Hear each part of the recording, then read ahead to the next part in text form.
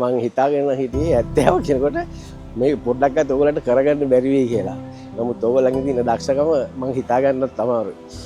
මම ඉංග්‍රීසි නිසා මේ මං හිතුවා ඉංග්‍රීසි අයට විශේෂ සැලකිල්ලකුත් ඇති මෙතන අපිට ලොකු උදව්වක් කරයි කියලා.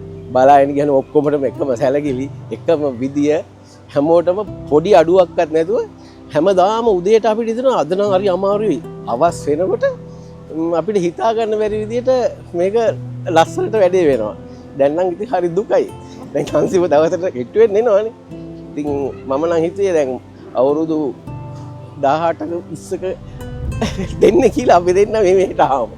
හරිද? නමුත් අවුරුදු 60 කියන එක අමතක වෙලා ගියා. එයා ඉතින් ආයි නම්බර් 1 ඔය දූලා දෙන්නටත් බුදුම විදියට ස්තුතිවන්ත වෙනවා. අපි දුවේ කියලා කතා කරාට සමහරවිට අම්මයි වැඩිහිටියෝ හැටියට පිළිගන්න තැනක් වගේ වටිනවා ඕගොල්ලන්ගේ වැඩ. කොහොම මෙමෙ arrange කරාද කියලා හිතා ගන්න බෑ.